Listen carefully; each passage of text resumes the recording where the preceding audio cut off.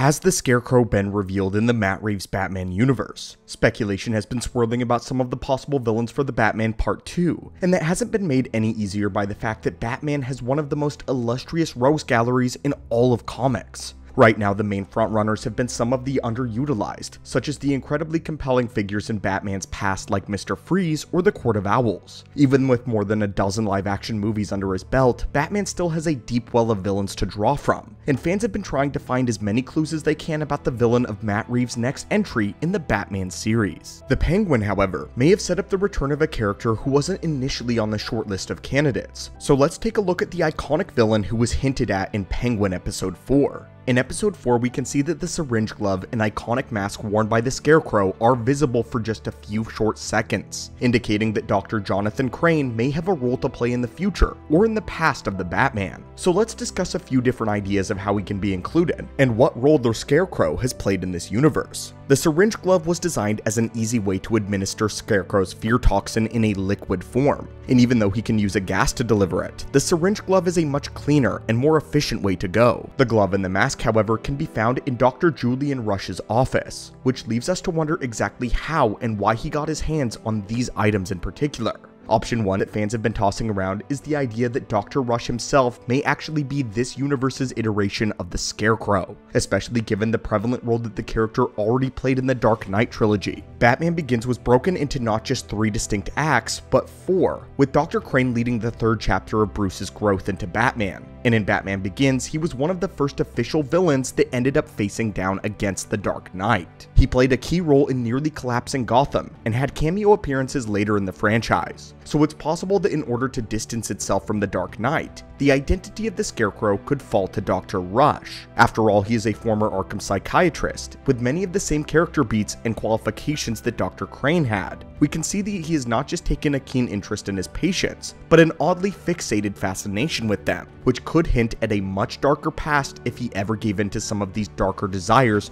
to conduct unethical research. We know that the glove already exists, and this either means that he has some sort of past affiliation with the Scarecrow identity, or that it has some sort of other purpose. Though it's difficult to find a professional use for the glove such as this, patients in Arkham may be unruly, and it may be difficult to medicate them, but we still don't think that this warrants a full syringe glove. And if this is the mask from the Scarecrow, then that's further evidence that he's already been an active Scarecrow in the past. So if Dr. Rush is the Scarecrow identity from this universe, then he may be retired right now. But we believe that there's much more to this story. Specifically, let's explore the idea that Dr. Crane is a member of this universe as well, and what this would mean for Dr. Rush and the identity of Scarecrow. Maybe Dr. Crane retired and handed over the mantle to Dr. Rush. If Crane's Scarecrow used to be active, hence the glove, then it's possible that Rush knew Crane in some way, as he was active as the Scarecrow persona, which is perfectly reasonable given his profession as an Arkham psychiatrist. Dr. Rush has a somewhat lax code of ethics, and he has no problem showing Sophia special treatment and helping her after she was released. So if he came to learn of Crane's double life, he may not have immediately ratted on him.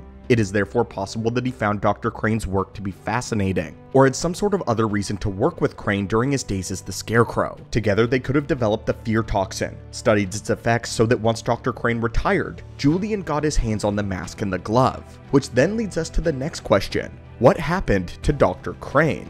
If there truly was a Dr. Crane here, and he was active as the Scarecrow, then where is he now? He's not using his syringe glove and mask, so is it possible that he's now a patient in Arkham as well, after being subdued by the Batman? We know that Batman has been active for around 2 years at this point, which is something that appears to be overlooked, which means that he has had time to develop some sort of rogues gallery before. This may mean that Julian is just keeping some sort of Scarecrow tool safe until his master is released, the true Scarecrow. If they do know one another, then it makes sense that Dr. Crane would want his prized possessions to be placed somewhere safe. The alternative would mean that Batman would seize them, or they would end up in some sort of public evidence lockup. Neither of this would be good though. So then, the Scarecrow eventually gets back into action. He may have the support of Dr. Rush behind him as well as whatever aid he can come across. But there is a bit of a wrinkle in this theory. Specifically, we find 2 specific problems with this depiction, the first of which is their affiliation with Arkham.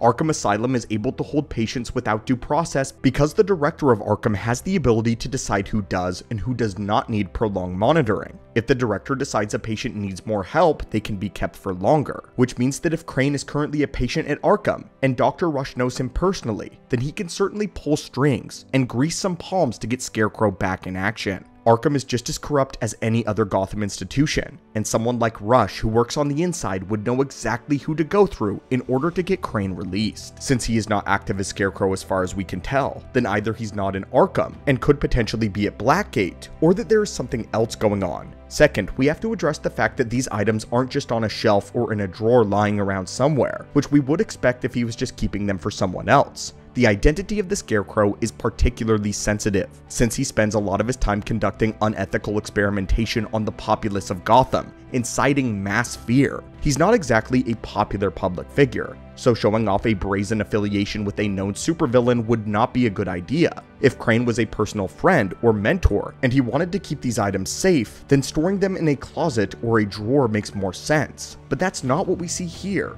Instead, these items are clearly on display. He has specific stands for them. He appears to idolize them. Dr. Rush is showing these things off with a sense of pride, as if he is happy that he has found them. He wants his friends and colleagues to see them, but we don't think Dr. Rush would do this if he himself were the Scarecrow. If he was a night-lighting, notorious supervillain who was being relentlessly hunted by Batman, then he wouldn't just keep the glove and the mask in plain sight, let alone on display.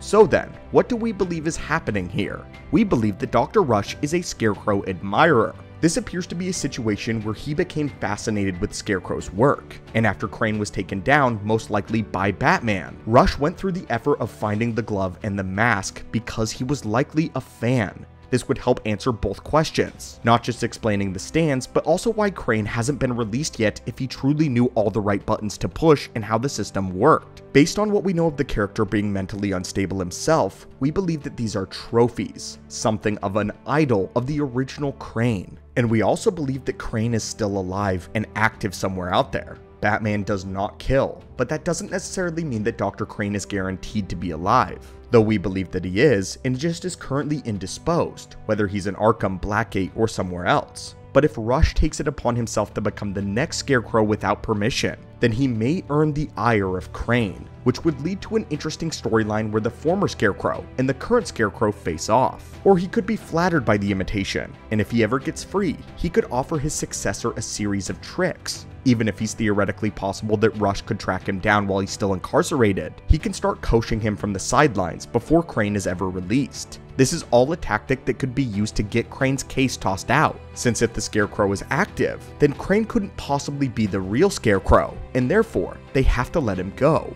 Rush gets to Nightlight as an idol of his, and Crane could be released. This could be his genius master plan, but this is all a theory as we haven't even seen the character yet thus far. We don't currently know the villain for the Batman Part 2, but we would hope to see a fresh face rather than rehashing the Scarecrow after Batman Begins. But that doesn't mean that he shouldn't play a prominent role moving forward. As we've discussed previously on the channel, there have been hints at the Court of Owls, which we covered in a previous video, but Mr. Freeze seems to be the fan favorite right now. Seeing two Scarecrow storyline would certainly be interesting, but whether or not it comes about in the Batman 2 or in a series of its own remains to be seen. Although I think a Scarecrow series would be something a lot of fans would be interested in seeing more of Dr. Rush, and perhaps the real Dr. Crane. But anyway guys, what are your thoughts on this Easter egg in the Penguin episode 4? And do you think that Dr. Crane is out there, somewhere? Do you believe that he is still active as the Scarecrow? And how did Dr. Rush get his mask and glove? As always my friends, hopefully I'll see you in another video, and have a great day.